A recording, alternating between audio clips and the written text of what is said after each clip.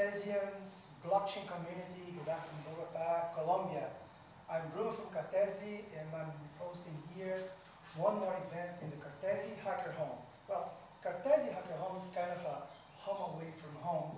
It's an initiative of Cartesi project to welcome developers, hackers, visionaries, partners, the whole blockchain, Ethereum blockchain community and others into this lovely space while we're having a Devcon, the rush hours of a Devcon, and a space that we host interesting conversation, reflections, not just for chill out.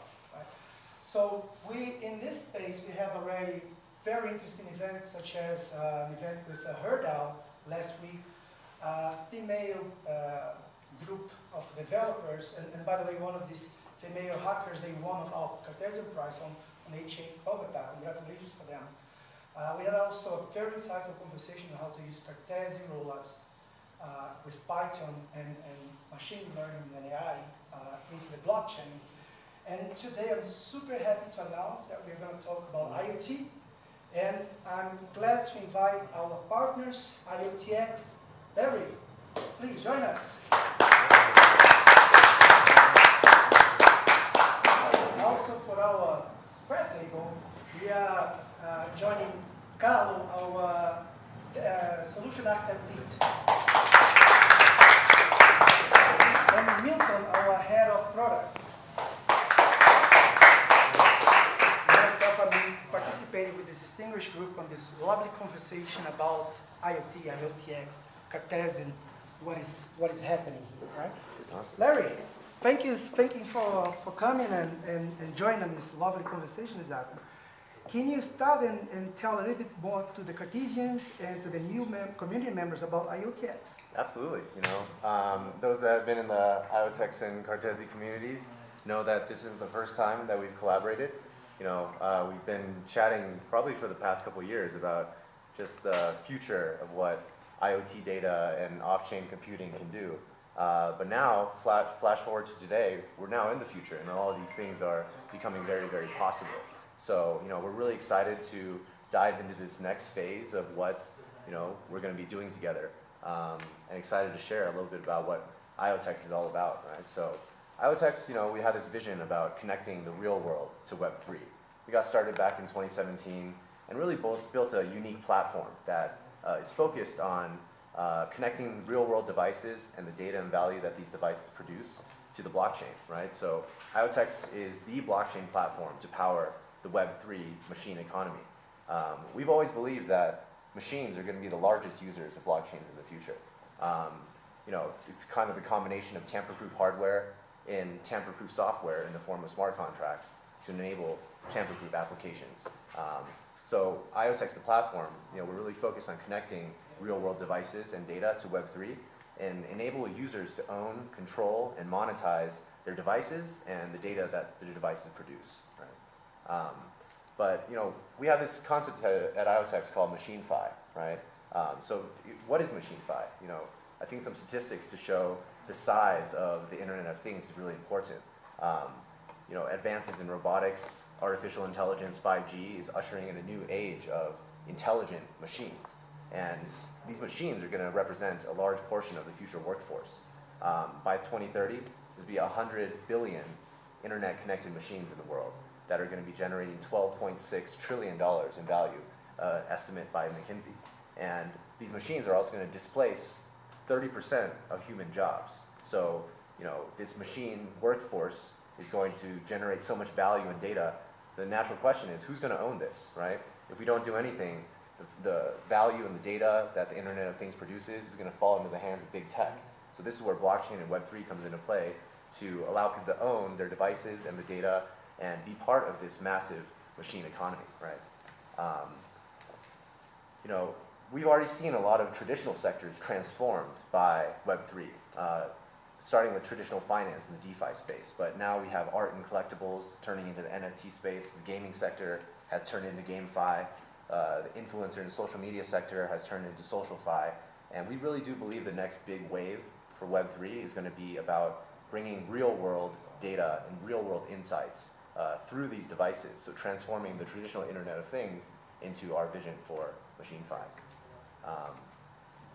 So IoTeX, where's our role in this, right? We're the infrastructure provider. We want to be the decentralized engine to jumpstart this Web3 machine economy and power billions of devices and billions of applications at scale. So equipping machines with trust and identities so they can interact with people and other machines safely and securely, incentivizing the machines to contribute their resources using tokenomics, and even mirroring machines in the digital world and the metaverse to bridge the physical and the digital worlds.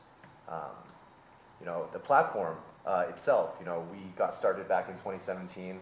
We built a layer 1 blockchain from scratch, and it's EVM compatible, it's cheap, it's fast, it's decentralized. But what really differentiates the IoTeX platform is our focus on pairing this layer 1 blockchain with IoT middleware, specifically device SDKs for trusted devices, and our WebStream Oracle, which will convert real-world data into something that dApps can understand. So just to dive into that a little bit, this device SDK is a suite of hardware and software toolkits that allow people to register, connect, and secure their devices to the platform. A lot of this is about decentralized identities, which is very popular from a people perspective, but for devices, this is also extremely important, right? Who's the manufacturer? Is it a trusted device? It's part of the Oracle problem, right? You have to trust the data source before you use it in any computations on chain. So allowing these devices to have identities and credentials that allow people to trust devices even permissionlessly or trustlessly is going to be very important. And we also provide other cryptographic services for devices that don't have them. But this is all about trusted devices, right? Once we have trusted devices, we have to figure out how to bring the data from these trusted devices to the blockchain also in a trusted way. And this is where our WebStream Oracle comes into play, right? It's a computational oracle that sits in between the blockchain and smart devices and generates verifiable dApp-ready proofs. So basically accepting a lot of data streams from Internet of Things devices, maybe about your daily activities, how much you worked out, where you've driven, even what you eat in the future. All these devices are going to be able to sense and monitor these things about your daily lives. But WebStream ingests this data and allows people to code applets that generate proofs from that data. So you're not writing data directly to the blockchain, which is very cost intensive and slow. You're kind of running a lot of these things in an off-chain manner, and we don't have to speak to you guys about this. This is all what you guys do, right? So this is kind of the design space that we're opening up. WebStream right now caters to very simple proofs, but with the IoTeX and Cartesi combination, we can start to generate more sophisticated logic and contextual proofs, and that's where we're going to be diving much deeper on later on this discussion. But that's a little bit about IoTeX and our view of Web3, and I'll pass it back to you guys to continue. Thanks, Larry. Appreciate it. And indeed, generate and distribute value is one of the key attributes of blockchain, and I'm super happy that we are exploring that with IoT devices. So Carlo now can dive a little bit deeper into how Cartesi works and why it's such a powerful combination together with IoTeX blockchain and what we can do more. Yeah, right? absolutely. Alor, please. Sure. So as Larry was saying, we can work together and do really great things together. So first things, I'd like to give an overview, especially for people that are not quite acquainted with us, right? So quick overview about what Cartesi is providing, what we are, and how we can work together with IoTeX. So first things, let's start with the blockchain. So the blockchain is awesome, right? We have this system which has no single point of failure, where you don't have an authority that can just censorship you or do anything like that. You're a great collective of thousands of nodes, and if you want to tamper with anything, it's really, really hard. It's very safe because to lie in the blockchain, you have to control most of the nodes, right? And that requires you tampering with thousands of nodes. But that comes at a cost, right? Because like all these thousands of nodes, they need to get a consensus. That's slow. Also, everyone is processing the same stuff. So the workload is huge, and they cannot process a lot of stuff. The network gets clogged really fast, and it's cumbersome, right? Because all these blockchains, they use a really new architecture that's not anything like we had before. So the tooling is really mature and limited. That's where we come in. So in Cartesi, what we want to do is, can we keep all these nice features of the blockchain, but allow really complex computations using traditional tooling? And our answer to this is, yeah, we can do it. How do we do it? So the first thing is that we do not use the EVM as our base. So we built this custom VM called the Cartesi machine. And in the Cartesi machine, what we have is we're based on a RISC-V processor, which is very similar to the one you have in your computer, on your phone, or on my computer. And with that, we get an OS, we get Linux. And Linux gives us all these decades of software that has been developed, all these great tool chains. You got languages, you got libraries, you got all the power to process all these nice things that Larry wants to do with his data. Now, another difference is that on top of our technology, we have a roll-up solution. But unlike all the solutions out there, ours doesn't rely on a single roll-up for all the applications. We have a single roll-up per application.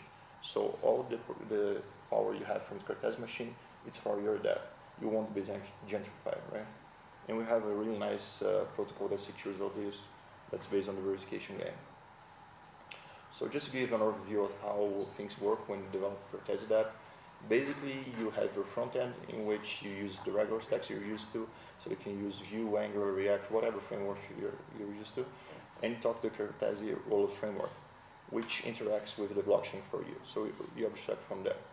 And inside the Cartesi machine, you have a really nice HTTP interface, which web developers are used to, right?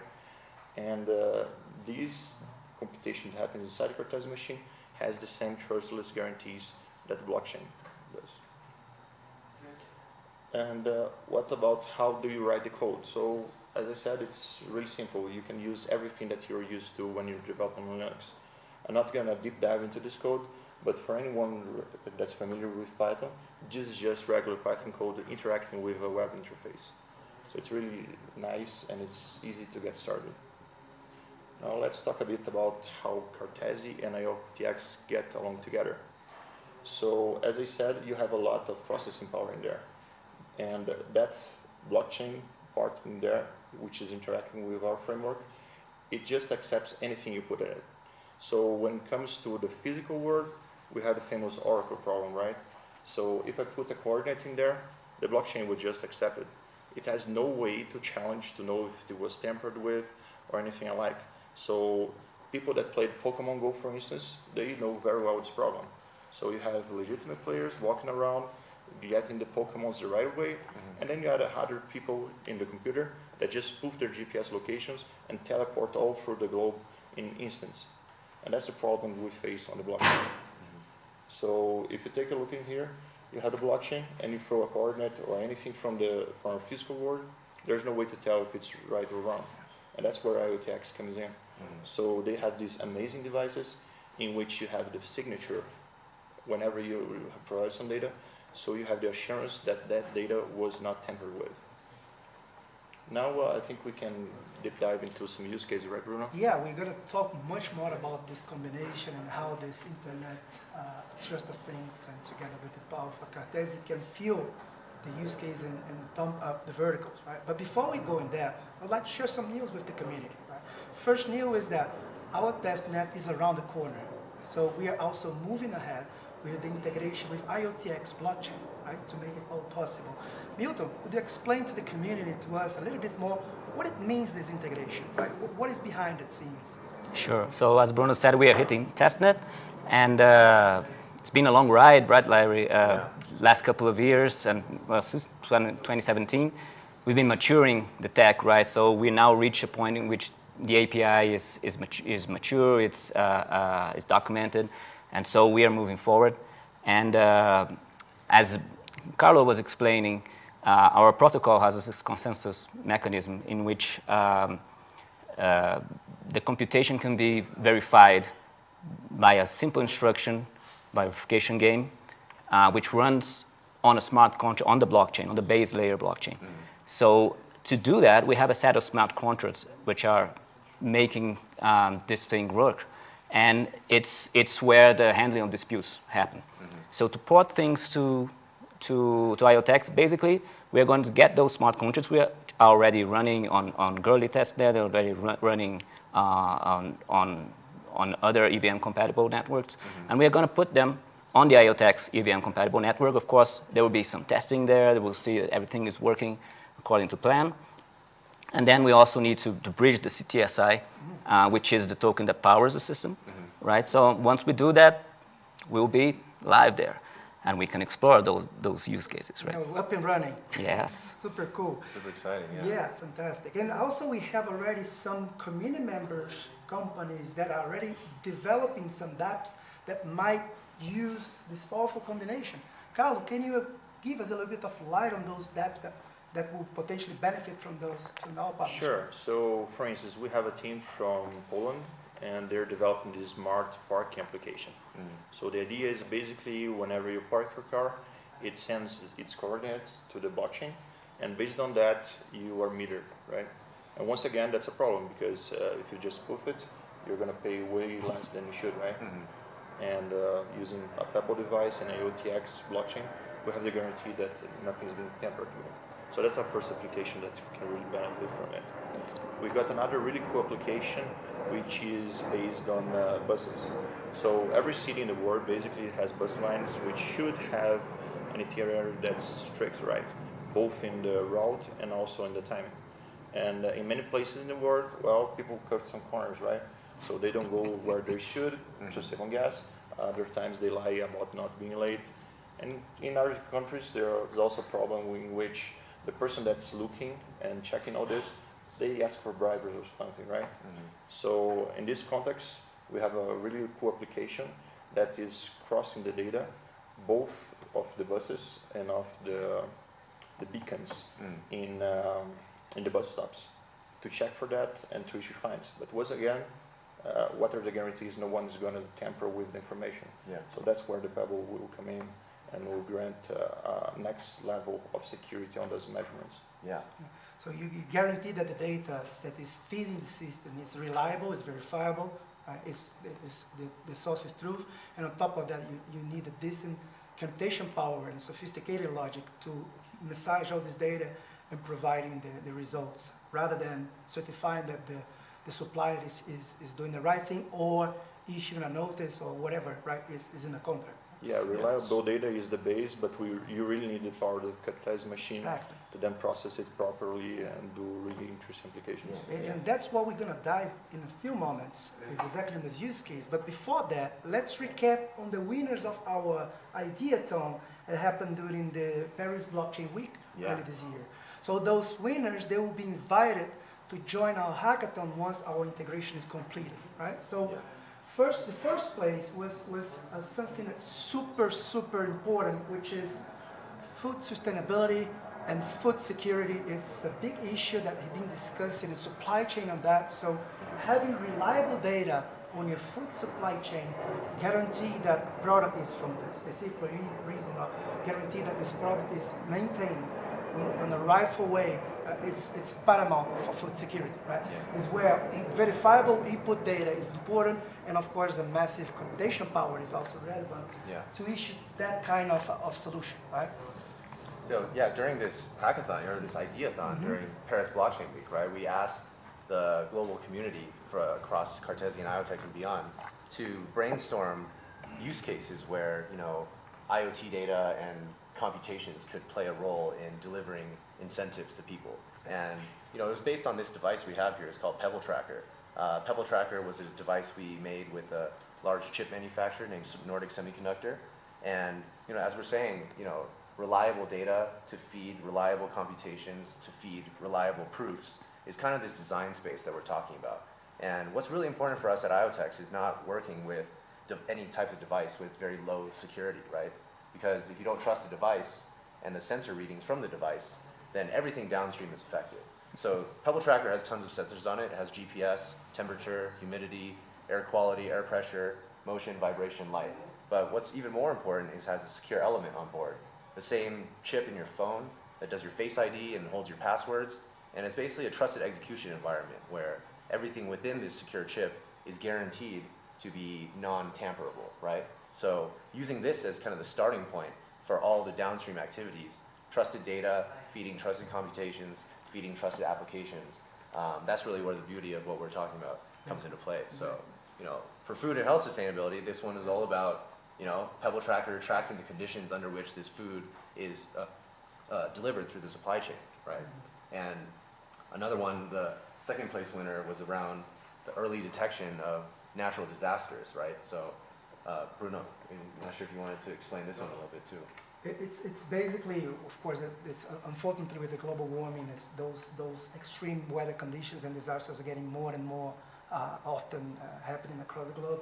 So having as well as this mix that is a sweet spot, like verifiable data and a capacity to massage and make complex calculations from this data is where you pump up the possibilities of what you can do and bringing the applications closer to mainstream, very usable things, right? And those lovely Cartesians and IoTeX members, they brought those brilliant ideas about what we could do. Right? Yeah. One of those is exactly on control on the disaster and verifying what's going on in the disaster, provide verifiable mapping on that. It's what this caught our attention and get a second place. Yeah, right? I think there's like, it's important to think about like what is possible without complex computations and what is possible with complex computations, right? Like data from this device, you can send an alert anytime something reaches above 70 degrees Fahrenheit or something like that, right? But it doesn't have any context behind the notification, right? You almost want to say things like, you want to use the data from these sensors to plug into some type of computation that says, you're in danger and you should evacuate. It's not just giving them data that they don't know how to analyze, right? So providing the analysis capabilities and letting people program the business logic surrounding this data, even merging different types of data to create insights, right? Like taking your GPS location, taking data from different weather stations, from different pebble trackers, cross-referencing all of this stuff. It's not something you can do on a smart contract easily and cheaply, right? So that's where this off-chain computing is super necessary, but still verifiable and traceable, right? So, yeah. And basically that solves what I call the page one of supply chains and a lot of things in blockchain. It's the MRV problem, the measuring, reporting, verification, right? With this end-to-end verifiable environment. Yeah. Let's go to one more. So this is, of course, it's super important for the visually impaired people to use technology to bring a higher quality of living to this less affordable people with some limitations, right? And using verifiable data, you can provide reliable feedback for them, which can be really divisionalized in enabling safety, right? And that's not only limited to the visual impaired, right? There's tons of conditions, medical conditions that could be really benefit from that. Alzheimer's, for example, right? You can reliably track patients and taking actions upon that, right? And it's where also this beautiful combination takes place. Yeah. It's also very interesting to put all these communities together, right? Because you have people that are going to want to focus on creating the business logic, right? Exactly. Like if you think about 23andMe, you spit into a cup and then they'll sequence your DNA and tell you where your ancestors came from. But there's other kind of algorithms that people write in our open source that will take the exact same spit sample and tell you if you're, have early detection of Alzheimer's or you're susceptible to different diseases. So that's the same data going in, but a different computation, a much more complex computation that will deliver richer insights to people, right? So that's the beauty of these complex computations too. Once we own our data from our devices, we can even feed multiple algorithms to get multiple perspectives on how our health is going to be, right? So it's a creator economy, but more on the algorithm side of things. And this flywheel of economy, you're really creating and sharing value to the right stakeholders, right? And it's where the power of the blockchain. And the beauty of what we're doing is here is empowering visionaries, developers to choose whether they need higher computational power or not. Yeah. Right? We are providing the tools for the community to start building whenever they need, right? It's not an enforcement, it's an empowerment. Right? And we're enabling them to do this in a trustless and transparent way. Right? Exactly. Yeah. Because most of these processes nowadays is behind a cold server. You don't know if they're doing anything nice with your data, if you're tampering with it, and it's really sensitive stuff, right? Yeah.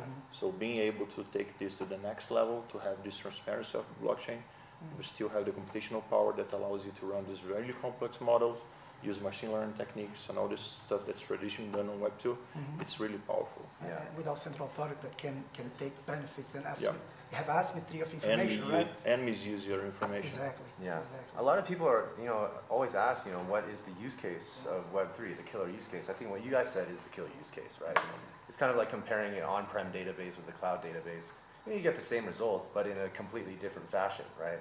What Web3 provides is ability to replicate things that happen in our world, but without these black boxes and more user-centric, right? So I always hate that question when people always say, what's the killer use case? What's the killer use case? It's part of the computation, like where the computations happen, where the transparency lies. That's the killer use case. In the trustless environments and without central authority that can manipulate, as we mentioned, right?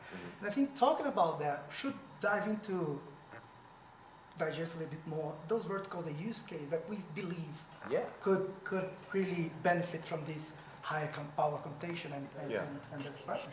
So we shared some use cases from the community. Let me share some thoughts about, from IoTex's and Cartesi's perspective, what are the cool use cases to think about? I'm going to start with a little bit of a short primer, just for anyone that's a little newer to Web3, right? But what we're doing is, IoTeX and Cartesi are creating a new design space for builders to build even more imaginative things that are available today on the market, right? So just to kick things off, Web3 is all about incentives. You think about this even at the layer 1 level, people running servers to validate blockchains. They're not doing this for fun on the weekends. They're doing this because they're incentivized to do so, right? So Web3 kind of sits in between incentive givers and incentive receivers. We've seen a lot of examples of this already. In the past, with proof of stake and DeFi, people are staking cryptocurrencies to earn predictable yield on their crypto, right? Now we're in the era of GameFi and SocialFi, where people are doing things in the digital world in order to earn digital assets or digital reputation. That's their incentive, right? And what we think is the future is getting people to do things in the real world to earn digital assets or digital reputation, like visiting the Bogota Cartesi hacker house, or running 5 miles a day, or getting 8 hours of sleep. These are all things that devices can prove, or even if a shipment has been delivered under the right temperatures or under the right locations, right? So devices, in this sense, are the tamper-proof gateway to prove these real-world activities to the blockchain and drive these incentives to happen, right? Today, we have the ability to create very simple types of proofs, right? Maybe I'll start with the healthcare example here. But, Steppen, for example, right, took the world by storm and gave a lot of tokens away to people that were submitting their steps data and really gamified the whole experience of working out, right? But if you think about it, the proofs that were being used to issue these tokens or deliver these incentives were very simple. They were just very simple, like if this, then that type statements, right? So for healthcare, Web3 users that take 10,000 steps or burn 300 calories or get 8 hours of sleep, if they continue to do these tasks on a daily basis, they're going to receive some tokens for doing so, right? So this is, again, a very simple proof. Prove your daily activities with raw data, no computation really required. You can already do some pretty simple stuff, right? In the automotive space, also, IoTeX works with a lot of companies with car dongles like AutoPi, and this is also really interesting, right? These car dongles you plug into your vehicle, you'll grab data from all your electronic control units, over 30 plus in every vehicle these days. It can tell you if your seatbelt's on, how hard you turn the steering wheel, how fast you're going, even if you have both hands on the wheel now. There's sensors all over your cars, right? And the raw data from these sensors can be plugged into a methodology to deliver tokens that make people better drivers, right? Usually at the end of every year, you renew your insurance rate and you'll see if you get in an accident. Just because you don't get in an accident doesn't mean you're a good driver, right? So exactly, and it's a super interesting thing because blockchain finally enabled community-based economy, which is fueled by incentive givers and incentive receivers, and governed by data and logic, right? And taking that example, I'd like to ask Carl and Milton about how you envision, for example, a more contextual and powerful computation to explore a little bit further this car. So given this car example, for instance, you're just handling a car's data. But there are a lot of issues. We've seen that Volkswagen fiasco, for instance, about the environmental, he was lying about in the benchmarking about how much gases it used, right? If you take up this stuff and you throw the data inside the Cartesi machine, then it's not a single vehicle. you have the power to correlate data from all vehicles and check, oh, so this car is not as green and as efficient as you said. Because now we have transparent computations with transparent data, and the result is not there. How are you going to lie about it? It's not behind the closed curtains, right? So all this transparency, when you pick up all this data and you converge into a sophisticated analysis that's not possible to do with a simple Solidity smart contract and small processing, but it's done nowadays in a centralized fashion.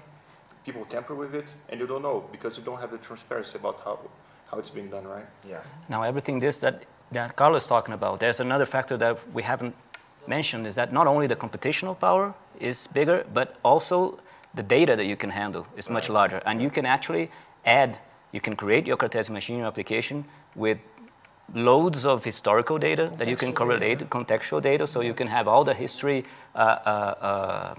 for instance, for statistics for health or statistics for driving practices, and you can have all that database and correlate with that.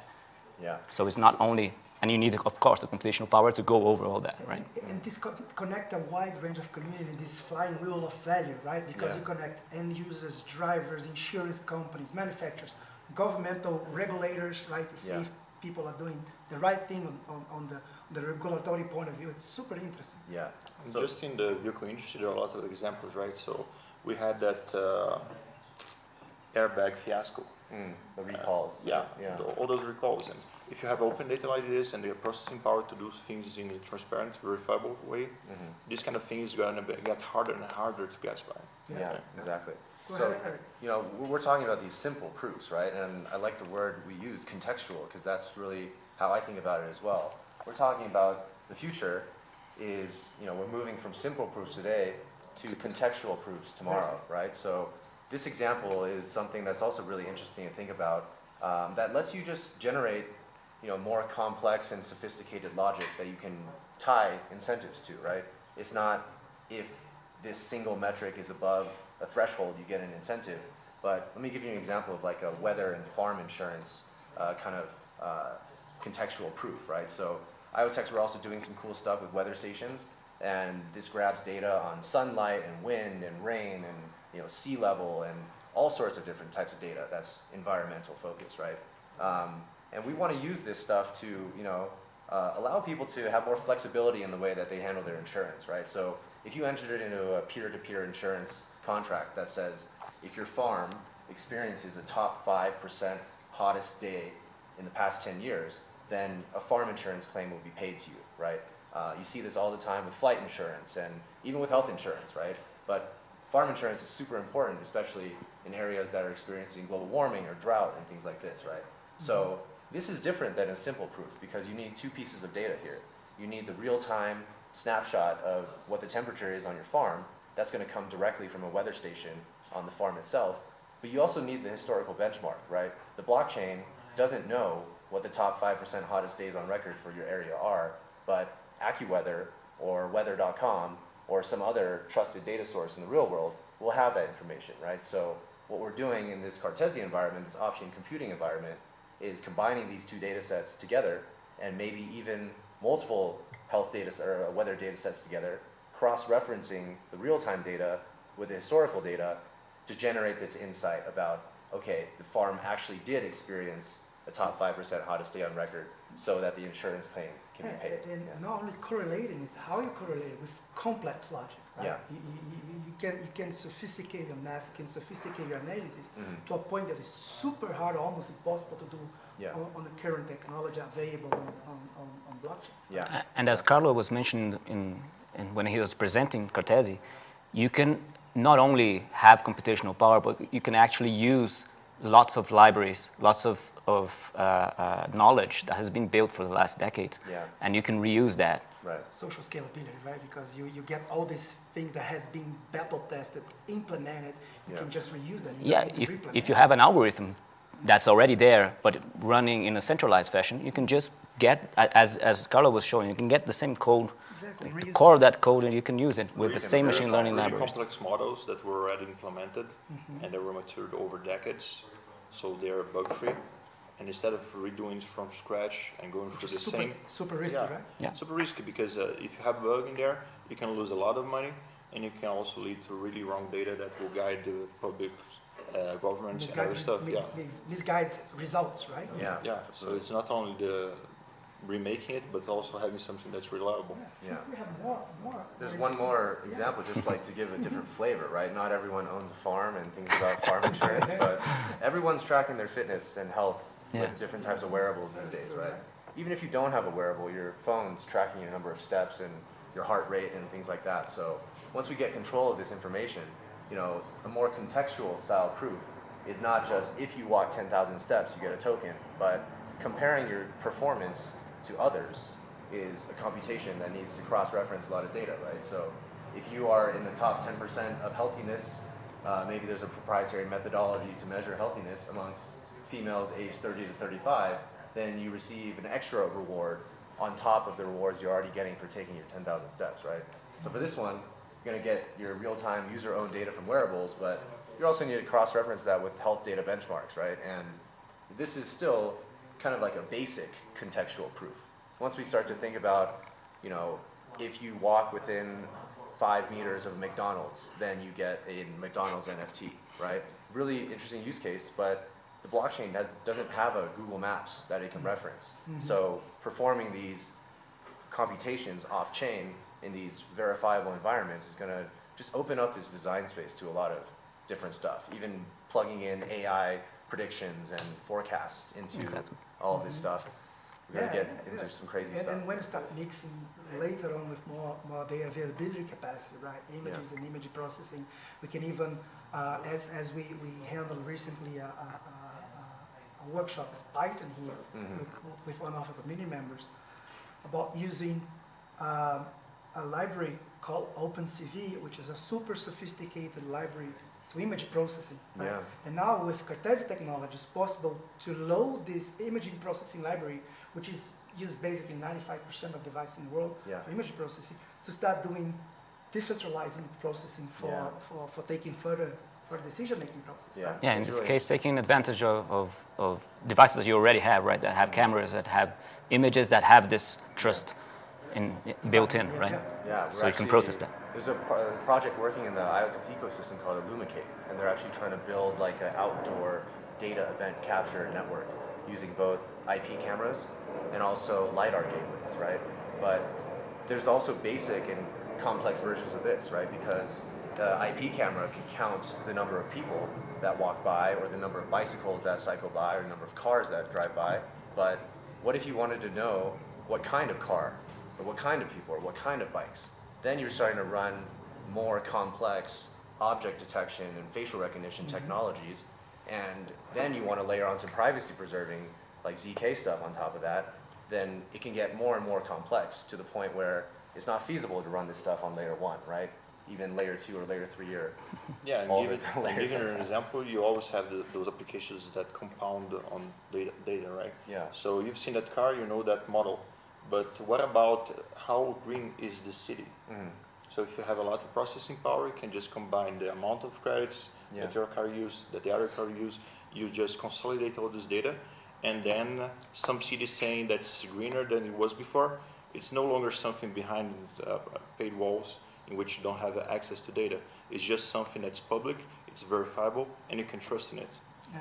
And you can imagine the amount of market opportunities that you create with that, secondary market opportunities, balancing of scores on certain criteria, right? That you can, if you have an offset or offload of some credits, you can rebalance this with third parties that are deficit on that. So you create these circular economies that will compound itself and starting to taking benefit of this reliable data that can be seamless transfer information and value through the blockchain on a trustless, verifiable way. Yeah, and if you think about it, the main problem with carbon credits right now, and certificates, etc., it's exactly the transparency of the process, because it's completely man-in-the-middle, bureaucratic. Yeah, it's what I call the first Non-verifiable. Page, right? It's a super complex problem to solve. Yeah. It's the first page of of the carbon credits. Right? Yeah. How you can generate data that is reliable, Mhm. because once this data is in the blockchain, doesn't mean that it's true, right? Yeah, Garbage true. in or garbage out, Yeah. right? Yeah. Blockchain will not transform your data Exactly. in a valid data, right? Yeah. So having this kind of environment capable to provide fully reliable data Yeah. and having a trustless, high capacity computation running really mainstream software stack with battle test libraries Yeah. is what you need to really start getting close to mainstream applications and use case, right? That will Yeah. give the sensation. I think the next, I would say, cycle of this blockchain revolution is actually we are getting closer to this real, usable, daily mainstream applications that Yeah. everyone wants to see it desperately on blockchain, right? Yeah, you know, something I saw on Twitter recently is, you know, Elon trying to buy Twitter, not to decentralize Twitter, but to turn it into what he calls the everything app.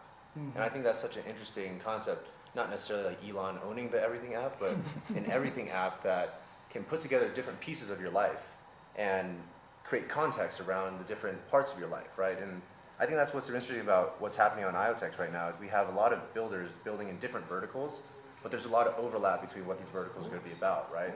Like we do stuff with digital billboards, we do stuff with smart city, weather stuff, and you can imagine the condition of the city is going to instruct those billboards, and the weather on that day is going to instruct the ads to be placed on different billboards around the city. So this interoperability around these siloed industries that never existed before, that's one thing we don't talk about blockchains that much anymore, is we talk about interoperability of layer ones to each other, but what about the interoperability of devices and people and machines that couldn't talk to each other before? Verticals that generate values, and now through the blockchain, Yeah. you can not only generate value, but seamlessly distribute this value across the right stakeholders, right? Yeah. And provided incentives, mechanisms to the right people that are generating value to the ecosystem, right? Yeah. Not only to the few ones that are concentrated information and getting only the leverage on top of that. Yeah, exactly, exactly.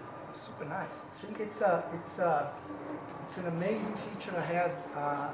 Getting such technologies compounding and finding ways to collaborate, because we in Cartesi, we do believe that blockchain ecosystem is much more collaborative than competitive, right? Yeah. We do explore as much as possible collaboration with protocols, with chains, because what we are bringing is an agnostic general computation layer that can leverage and game up Yeah. what is being done in blockchain. Yeah. Right? Getting what you're brilliantly doing in the IoT ecosystem and help Yeah. the community with a pump up capacity execution and stacks Yeah. to do more, right? Right. To do more decentralized, trustless, Yeah. and that is beneficial for everyone. Right. For these use cases, we've talked a lot about the root of trust or the root of data, provenance of data, garbage in, garbage out, so we have to make sure that that is super clean and verifiable. And we talked about the computing environment where we're generating insights from this trusted data, but a call to action for others that maybe don't work on these sectors and maybe are interested more on the tokenomics side. You know, just some food for thought. I think the way that the tokenomics of MachineFi are going to work resemble DeFi a lot, right? And here's one example, right? Where a lot of the use cases we talk about are about pooling together the data from multiple people to create a data product, whether it's a data pool or a data warehouse, a data lake, whatever you want to call it. It's a lot like a DEX and a liquidity pool, right? Where all of us are pooling our capital or our tokens together into a liquidity pool so other people can trade on it. We get these liquidity pool tokens, these LP tokens, that represent our ownership of the underlying assets, and anyone that trades against that pool, we keep 0.3% trading fees to ourselves. Data is going to work a lot the same way, right? Where everyone can share their health data history as they're earning daily rewards for completing health tasks. They're also building up a health history, right? So we can pool this data together and have some type of methodology to score what types of data are valuable, and that's a computation, right? Pumping your data through a methodology to say, do I trust the data that's coming from this? How do I standardize the data? How do I transform the data to fit it into a data model? And that's the data product, right? And that's what all these centralized organizations do today, is they piece together, they buy data from third parties and figure out, okay, how do I fit this into my model itself, right? So everyone's gonna be a data pool token owner in the future and this is like a form of like universal basic income for a lot of It's people. a very interesting one. There's big companies, they buy this data, they process the data, and they get a whole upside on this data, right? Because most of this product you don't pay for use, Yeah. then you are the product, right? Yeah. And with this trustless environment, what you're able to do is creating these new revenue models, right, that will benefit the and a business owner that wants to work with a reliable, fully verifiable data that can allow them to take more well-decision definitions on whether to pay or not an insurance, for example, right? Yeah, yeah. And you're increasing the business efficiency of this whole segment, and also that the share of the benefit could be shared back with the community that owns the data and sharing this data, Yeah, right? yeah. And that is the circular economy that the blockchain enables, Yeah. share value seamlessly across partners, right? Yeah, yeah. And you can even put an extra sherry on that, because the whole process of how you share that data, how you give back revenue to the providers, is a governance issue. And the governance issue is something that when you dive into it, you see that it's full of complexities, right? It's not something that you can write in 2 or 3 lines of code. You need to have a complex model. You need to have balance all the different approaches and have the community guide that. Yeah, all the governance models nowadays, they use very simplistic. Yeah, because there's no capacity No to do capacity, better. right? The best that people are doing nowadays is crossing the amount of tokens that you have with the time that you have this token, Yeah, right? yeah. To give you voting rights. Right?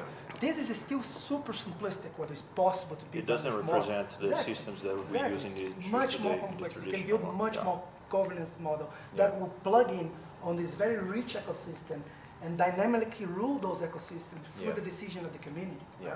All open source, so All open source. trust the code, right? Exactly. So the future is super bright, and I'm very excited at what we can build together.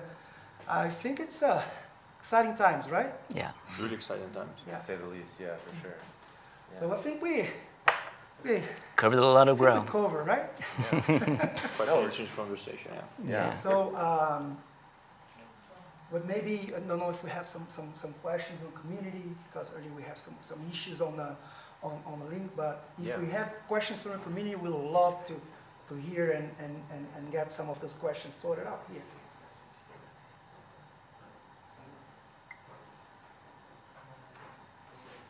We have one question here. On YouTube, can Cartesi ever be considered as a rebuild of Ethereum, but then done in the right way? Both are smart contract platforms, except Cartesi from day one was built with mass adoption and scalability in mind. I think I can take that one. Actually, it comes back to what I said. We don't see, we see the space much more collaborative rather than competitive, right? We are only building what we're building because we're stepping over the shoulders of giants like Cartesi and the Ethereum Foundation that built, and they managed to decentralize trust, right? What Ethereum is giving to the world is a mechanism to decentralize trust. And we use that to enforce this trust on the computation that we're building with Cartesi. Without this base layer of decentralization of trust, Cartesi is not viable. Right? So we see as we are expanding what can be done in Ethereum ecosystem, in IoTeX ecosystem, in other chains as well, or other layers, because we are agnostic, we are modular, right? So we see our compounded and win-win where the community that forms this ecosystem will benefit from the ultimate beneficiary. Right? I would say we're both of our projects as infrastructure providers, right? We are expanding the design space of what is possible to do easily, right? I think, without IoTeX, people could still hard code a lot of IoT to blockchain type of integrations, but we're trying to take that work completely away and say, forget about that, focus on the business logic, focus on building, right? You guys the same, it's not impossible to run complex computations on layer 1, but it's not easy and it's not a good user experience to do so, right? It's not cheap either. And So. even you reach a wall because that layer 1 is still has a limited capabilities, right? Yeah. Capacity. So that's why you're scaling. Yeah, so maybe you guys, Ethereum is like a hammer, you guys are the screwdriver, we're the wrench. It's not like you couldn't do all these things like by hand, but these are tools that make it easier to do certain types And of they all things. complement the task that you're willing to do. Exactly, Yeah. And I think we have more questions from the community. I have one. Do you think Web 2 industry will fall into Web 3 utilizing these tools? Or better yet, what will happen to the Web 2 industry folks that do not utilize these tools? Yes, someone wants to take that one? I think an important point is transparency, right? Because once you have a transparent opportunity to use a tool that you can really rely, that's not stealing your data, that's doing the right thing, people will move towards it. So to force the hand of Web 2 applications that are not willing to be transparent, to say what they're doing with the user data, they'll probably have to migrate to Web 3 models. But Yeah. also, go ahead. Yeah, I could complement, like, I think there will be a tendency to move a lot of things to Web3, especially concerning the data, who owns the data, who controls the process. But we must keep in mind that we don't know what the future will hold. And we must keep in mind that it will always be more performant to do it in a centralized way, right? So if there's absolutely no trust issue involved, it's just you with your data, you don't need to have a whole network of validators supporting that. Supporting the plan. So we'll see what the future holds if people really flock to Web3 as the way that transparency and community ownership takes the hold of everything. But I think there's a lot of room for a lot of Web2 applications to still be there. I would say the key word here is empowerment. Yeah, exactly. We're empowering. Exactly. We're It's an empowering. extra tool Yeah, that will allow you to do things in a different way. We're not forcing people to use Cartesi or X blockchain or Z blockchain. We are empowering them with sophisticated tools that will allow them to do more, Yeah. to do easier, right? But if there's no necessity Exactly. to decentralize the truth because of your specific use case, of course, a centralized old-fashioned is super high performance, right? Yeah. Cannot. I think it's a really interesting question too. Like, why would Web 2 change their entire business model? And to me, the answer is regulation, right? And it's on the horizon. You know, we talk a lot about crypto regulation, stablecoin regulation. There's a lot of people with eyes on data privacy and Yeah. expanding GDPR not to be this weird claim process that you have to fill out a bunch of Form, paperwork yeah. and hire a lawyer for, but built in. So there's no way that these big tech companies or Web 2 companies can build workarounds to it, right? Once it's like embedded into the fabric of regulation that users, you can't mess with users' data, people are going to opt into Web 3 because they don't want to manage users' data unless there's like a monetary angle to it, right? Until then, we'll probably see a lot of the same practices occur. You're starting to see a lot of the big cloud providers start to dip their feet into crypto. Yeah. You know, we have the luxury of talking to a lot of, you know, traditional companies like gyms and device manufacturers and, you know, weather station owners and things like this. They're just trying to tokenize the user-facing side of things. They're not trying to decentralize their backends because that's rebuilding their entire tech stack, right? And their But business eventually- model as well, right? Yeah, Exactly. And one example is Google is really doubling down on decentralized infrastructure and providing service. Yeah. And we are super looking forward to even talk with them later on about that, right? Yeah, but like if and when these Web 2 companies decide to enter Web 3, then we'll be here to make that journey a lot easier for them, right? And that's the empowerment of big tech in a weird way. But they'll come on board soon. They will enjoy it.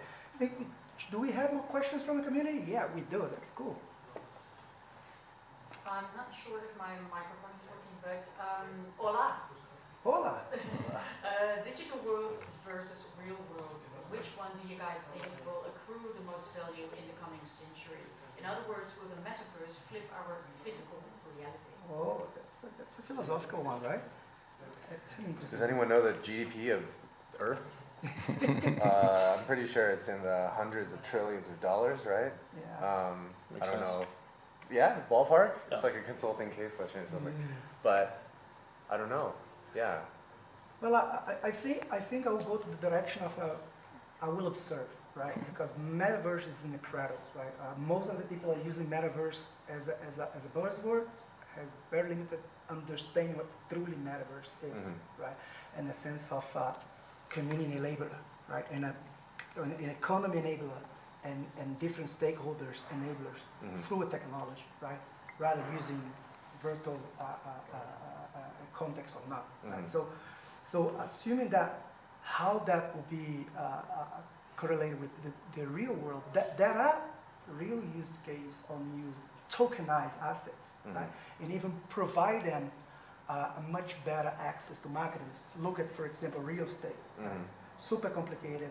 You can really tokenize real estate, and that can enable different markets that until today it's not possible. Right? Yeah. Of course, comes with a lot of challenges, especially in governance, right? But it's a use case. Yeah. And if that is transformed in a metaverse, inserted in a wider scope to generate value, and how that will also tackle physical assets. Yeah.